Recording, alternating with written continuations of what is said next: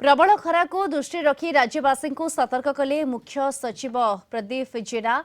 तेबे गत किछि दिन धरी राज्य में ग्रीष्म प्रवाह लगी रही। पाणीपाग विभाग सूचना अनुसार आउ किछि दिन यह स्थिति लगी रहिबो।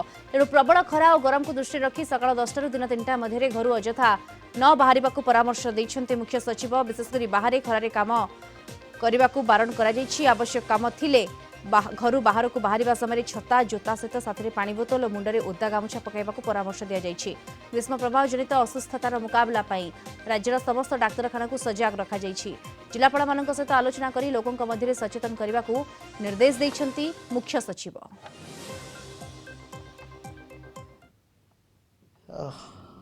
राज्य में ग्रीष्म प्रभाव जारी रही एवं जहाँ फल किछि जिले में अति अधिक असह्य गरम एवं गुलुगुली होछि। एही अस्वाभाविक परिस्थिति रे जनसाधारण को सतर्कता अवलंबन करने स्वतंत्र रिलीफ कमिशनर कार्यालय तरफ अनेक गुड़िए उपदेशावली दि जाइछि। एही समय रे साधारणतः राज्य रे उत्ताप अधिक रहे। एथिपाई समस्त जनसाधारण अति उत्तप्त समय मध्य साधारणतः 10टा 11टा पर दिन 3टा भितर सबुठ अधिक टेम्परेचर रहे। से ही समय खरारे कौन अजथा काम नथिले बाहर को न बाहर आम अनुरोध करूँ। से भली 11टा रु 3टा भितर खरारे कौन काम न करने आम अनुरोध करूँ। जेकोसी काम हो व्यक्तिगत काम हो बा कौन ठिकादार काम हो बा कौन बाहर काम को समस्ते अवॉइड करिवार आवश्यकता रही। जदि कौन बाहर को बाहर को आम अवॉइड करिपरिबा नहीं ताहले छता जोता ये दुईटी आम पाखे रहा दरकार। जोता पिंधा दरकार, चप्पल हो जोता हो एवं छता व्यवहार करा दरकार।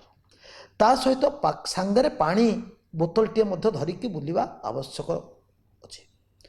एवं आमे जेमती पुराणा कालिया गाँव रे गाँ गहली जमती गोटे तौलिया ओदा करके मुंडे पकाए, गोटे गामछा बा तौलिया को ओदा कर चिपुड़ी मुंडे पकईकी बाहर को बाहर से आम स्वास्थ्य पे भल हम।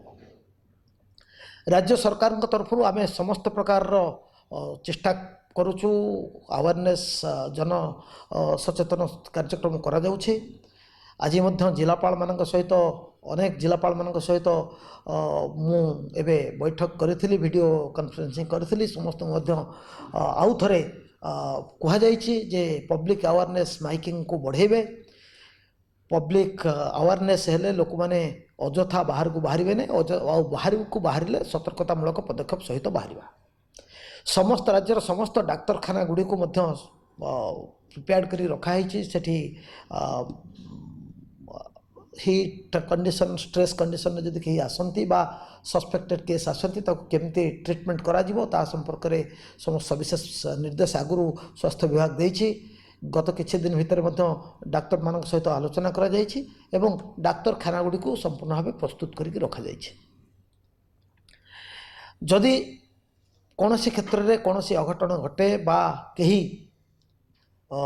फील करती जे माने असुस्थता अनुभव करती ताहले आमे अनुरोध करूँ समस्ते निकटस्थ डाक्तरखाना को जेते जल्दी हम आमे पहुँचवा एवं डाक्तरखाना पहुँचला परे डाक्तरी सुविधा जहाँ दरकार व्यवस्था डाक्तरखाना मिले। यही जो ग्रीष्म प्रभाव टे उत्ताप अधिक रोचे यहाँ आउ किसी दिन रहिबो बोली पाणीपाग विभाग पक्षर कहुई। तेणु आगामी केते दिन आम समस्त जदि सतर्कतामूलक व्यवस्था अवलंबन करवा ताहले आमे आशा करुचु जे कहार किसी असुविधा हम नहीं। आपण मानकु समस्त को मोर निवेदन यही 4-5 दिन 7 दिन जी पर्यंत ये उत्ताप अधिक रमें समस्ते टिके सतर्कता अवलंबन करवा। अजथारे खरारे बेसी समय बुलाबुली करवा नहीं।